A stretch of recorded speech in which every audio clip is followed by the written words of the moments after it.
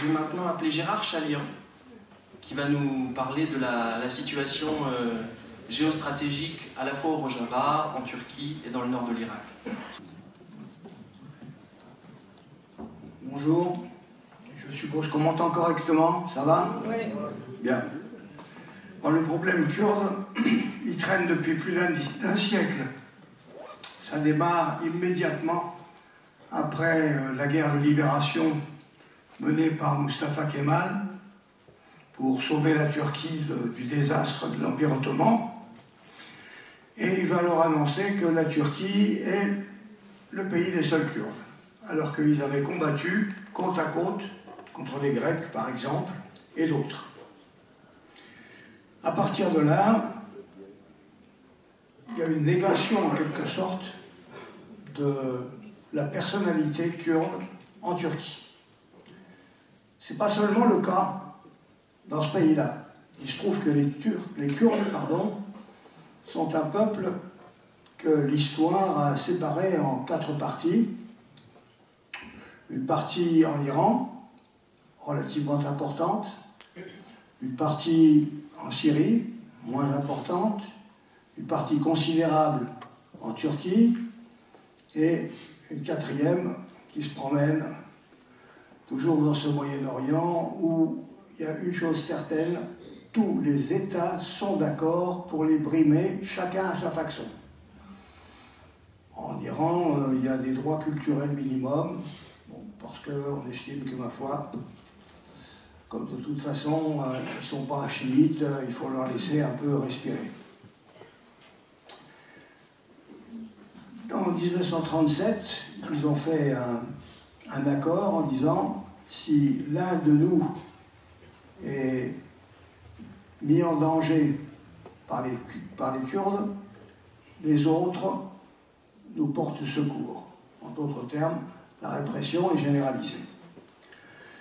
Ça continue, et nous, en Europe, qui avons été pour la décolonisation, je connais beaucoup de gens qui se sont battus pour la décolonisation de l'Algérie et d'autres lieux, nous n'avions pas toujours le sentiment que la décolonisation, ça pouvait concerner aussi d'autres peuples qui n'étaient pas européens, mais qui avaient quand même brimé, opprimé, et même pire, des peuples. C'était le cas de la Turquie, par exemple. Ça a mis longtemps à émerger. Moi, quand je me suis intéressé aux Kurdes, c'était en 1959, on me disait, de quoi tu t'occupes? Des Murdes? Non, je dis des Kurdes. Ah bon? Et ils sont où, ces mecs? Voilà, ça se trouve en Turquie. Et alors, qu'est-ce qu'ils veulent? Tout le monde, ils veulent être, si possible, indépendants, et en tout cas, ils veulent être libres. Ils veulent pouvoir librement parler leur langue. Ah bon?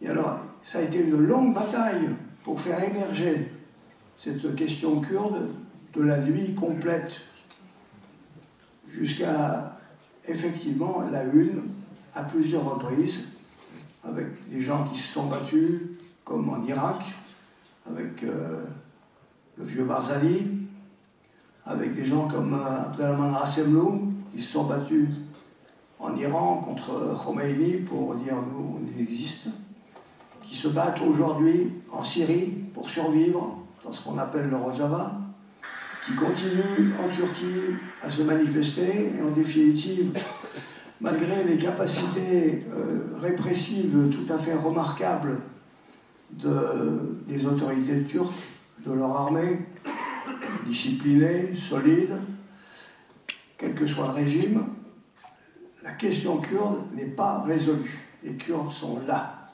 Ils posent problème, et c'est pourquoi nous sommes aujourd'hui réunis pour dire ils ont des droits.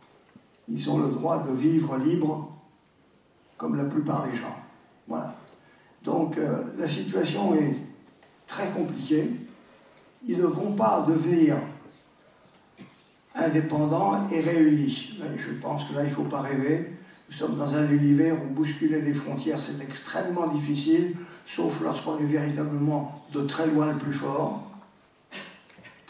Mais par contre, ils peuvent obtenir partout, davantage de liberté si nous les aidons, si nous exigeons, si nous sommes ceux qui les soutiennent fortement. Voilà, le but de cette affaire, c'est d'être présent pour dire la question kurde en Iran, en Turquie, en Irak, elle existe. Ces gens ont le droit de respirer en tant que Kurdes, de pouvoir dire librement nous sommes Kurdes, et cela signifie une culture, une langue, bref, une identité. Voilà, merci beaucoup.